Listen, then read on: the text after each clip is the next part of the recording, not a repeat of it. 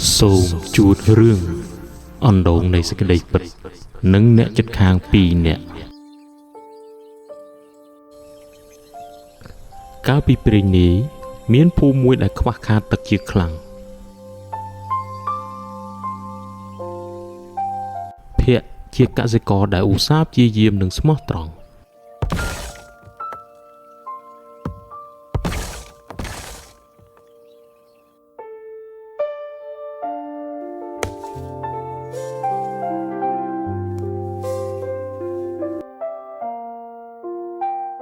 ចំណែកឯវិបុលជាអ្នកជិតខាងគាត់ជ្រិលច្រអូសនឹងចង់បានផលចំណេញដោយមិនបាច់ប្រឹង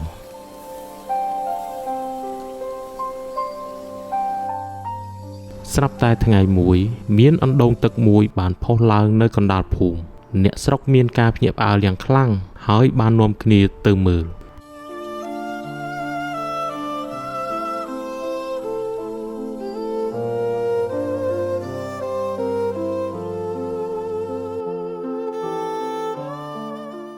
យើងគឺជាលោកតានៃអណ្ដូងសេចក្តីពិតអ្នកណាដែលដងទឹកពីអណ្ដូងនេះត្រូវតែនិយាយការពិតពេញមួយថ្ងៃបើនិយាយកុហកទឹកនឹងក្លាយទៅជាភក់ភ្លៀង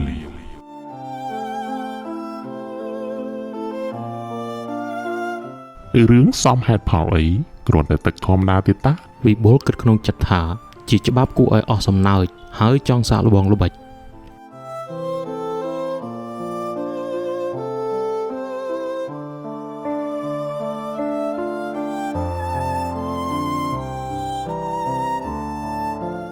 តែភ័ក្រយល់ព្រមតាមច្បាប់ហើយទៅដងទឹកដោយការគោរពទឹករបស់ភ័ក្រថ្លាត្រជាក់គាត់បានយកទឹកទៅផ្ទះដោយភាពស្មោះត្រង់ពេញមួយថ្ងៃ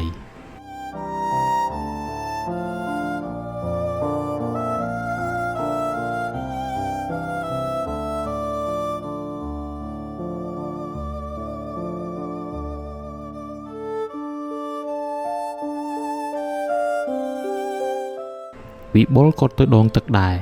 ព្រោះគាត់ចង់បានលាភសំណាងដោយមិនបាច់ប្រឹង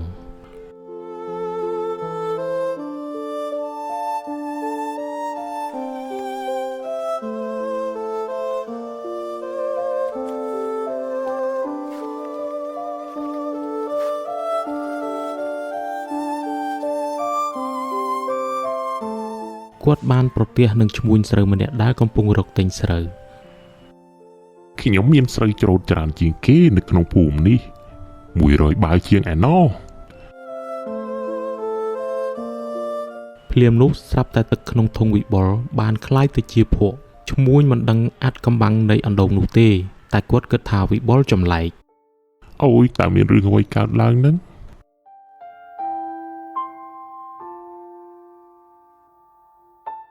លោកដួសទឹកភក់ទាំងអស់នេះមកធ្វើអ្វីនឹងខ្ញុំដូចជាមិនយល់សោះវិបុលមានអារម្មណ៍ខ្មាស់អៀនយ៉ាងខ្លាំងហើយបានរត់ត្រឡប់ទៅផ្ទះវិញភ័ក្រនៅតែស្មោះត្រង់គាត់និយាយថាគាត់មានពងមាន់តែ5គ្រាប់ទេខ្ញុំមានពងមាន់តែ5គ្រាប់ប៉ុណ្ណោះហើយវាល្អស្រស់ទាំងអស់ដោយសារតែភាពស្មោះត្រង់របស់គាត់អ្នកលក់បានទិញពងមាន់របស់ភ័ក្រក្នុងតម្លៃល្អ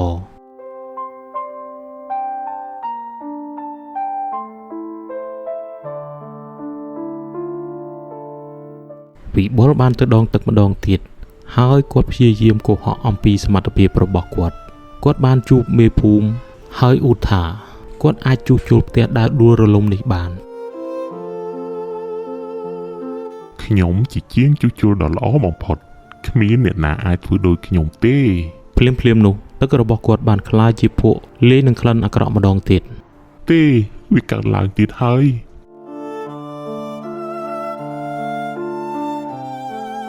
មេភូមិងឿងឆ្ងល់ហើយដើរចេញទៅព្រោះមិនជឿសម្ដីវិបុលទៀតទេវិបុលស្រេកទឹកខ្លាំងណាស់តែគាត់មិនអាចយកទឹកស្អាតបានទេភ័ក្របានឃើញវិបុលកំពុងពិបាកក៏ដើររកគាត់ដោយចិត្តសប្បុរស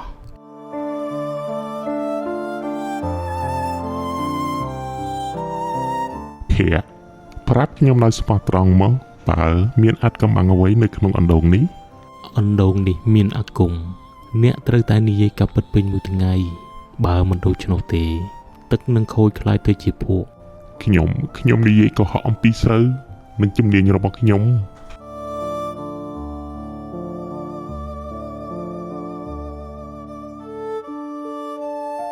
វិបុលបានដឹងខ្លួនហើយសម្រេចចិត្តសាកល្បងម្ដងទៀតដោយស្មោះត្រង់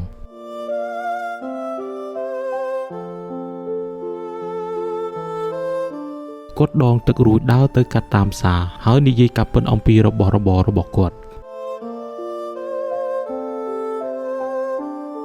ខ្ញុំមានត្រីស្ងួតតែ3ក្បាលទេ តាំងពីព្រឹករហូតដល់ល្ងាចទឹកនៅក្នុងធុងរបស់គាត់នៅតែថ្លាដដែល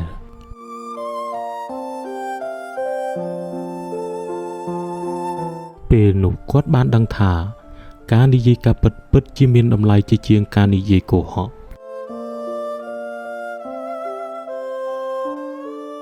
លោកតាម្ចាស់ទឹកញញឹមហើយបានដឹងថាវិបុលបានរៀនមេរៀនរបស់គាត់ហើយ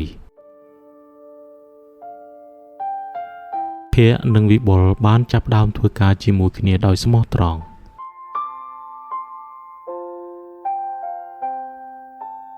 ភាពស្មោះត្រង់តែងតែនាំមកនូវភាពរុងរឿងដល់ភូមិ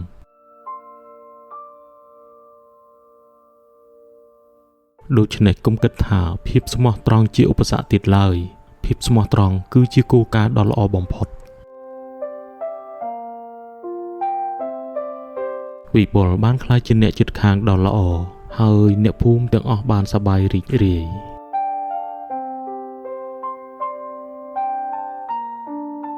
មិនយូរប៉ុន្មានអណ្ដូងទឹកក៏រលាយបាត់ទៅវិញព្រោះមេរៀនត្រូវបានបង្រៀនហើយ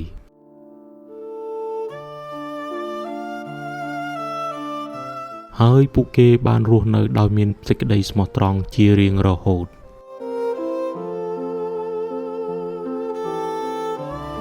រឿងនេះបានចប់